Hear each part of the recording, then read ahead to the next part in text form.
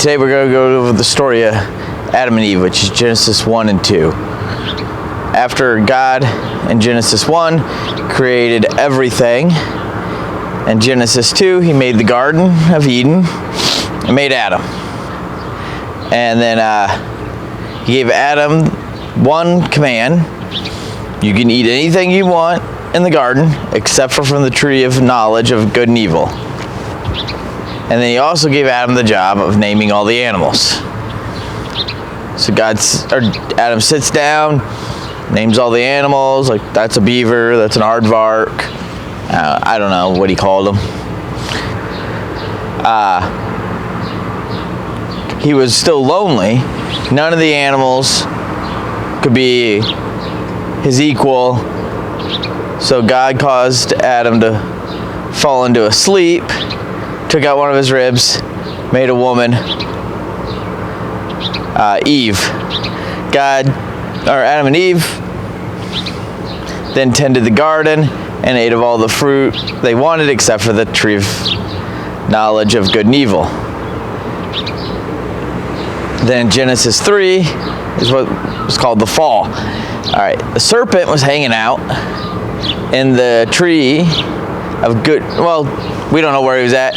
Typically in the story, in the paintings and stuff, he's hanging out in the tree of the knowledge of fruit and evil. And it says he was the most cunning of all the animals.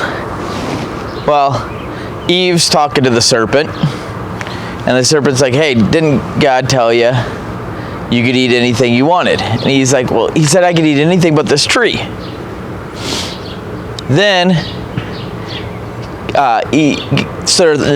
the serpent said, hey, how about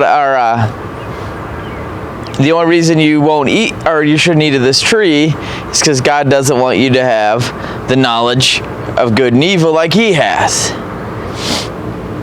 There's a bit more of the exchange. Eve says, hey, this fruit does look good. She grabs it, eats some of it. And then it is one of the most interesting parts of the story. She turns to Adam, who's standing right there the whole time, and he's like, hey, here, eat this. And he's like, oh, this tastes good. The story clearly says that she turned to Adam and gave it to him. He was right there the whole time.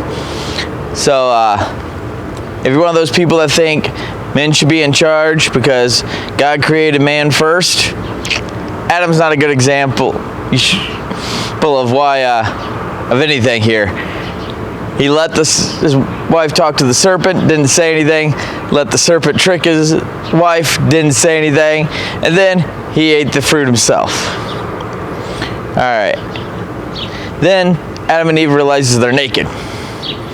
They make some fig leaf loincloths, I guess. And then they're like, oh, we're still naked. This really doesn't cover us up very well. So they're hiding. And then God comes along in the evening like he normally does. And he calls out for Adam and Eve. And he says, where are you? And Adam, being the world's worst person to hide and go seek, says, hey, I'm over here hiding. God says, why are you hiding over there? Adam says, well, I was afraid because I was naked. And by the way, Adam hangs out with God all the time. Adam knows God personally, knows God is the creator of the universe, knows that God's omniscient, and he tries to hide behind a bush.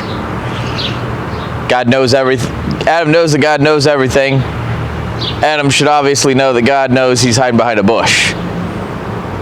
Again, he's a bad example for anything.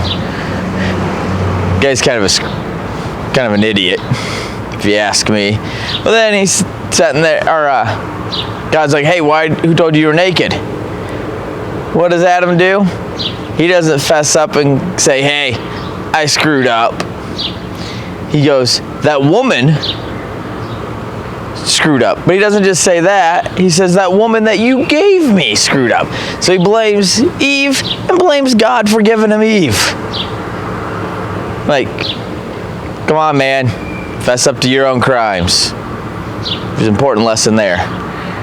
Then God turns to Eve, says, hey, why did you do it? Eve's like, hey, it was that serpent. she can't man up and admit that she screwed up either, like most of us. So then God looks at the serpent and says, hey, why did you do this? And the serpent's like, yeah, I did it because that's who I am. And one point I forgot earlier, when the serpent's talking to Eve, nowhere does he actually lie. Everything he says was true. He just took it out of context in order to tell a lie. Remember that when you watch the news or listen to a politician talk. Anyway, then God looks at the serpent and says, because of this, because you did this, you need these are the consequences of your actions. Then he looks at Eve and says, because you screwed up, these are the consequences of your action. Looks at Adam, because you screwed up, these are the consequences of your action. Notice he doesn't curse them. Well, I guess he curses the serpent, says makes him the lowest of all the animals. But Adam and Eve, they're consequences of their actions, not curses. Then he curses the ground because of Adam and Eve's actions. And Adam and Eve no longer can be in the garden. They have to go out and work for their food. And in the process of doing their gardening and farming, weeds are going to pop up and cause problems. The reason they can no longer be in the garden is because you can't let people that are capable of committing evil acts into the garden.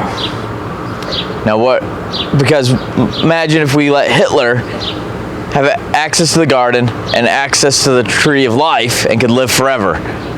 That'd be a pretty bad thing. We don't want people like that having access to that tree. God didn't want it, so God kicked them out. And then the weed things, we run into weeds all the time. Like Friday I was driving, got rear-ended. I could get super mad about it, or I could say, hey, this is another bad thing that happened. At work, Thursday, computer system went down. Yeah, that sucks. Just another weed. No point in getting upset about it. All right. So that's pretty much the story of Adam and Eve.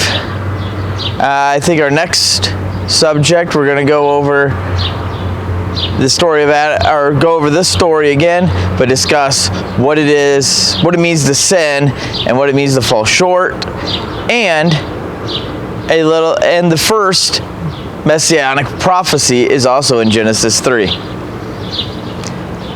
guys have a great day, and God bless.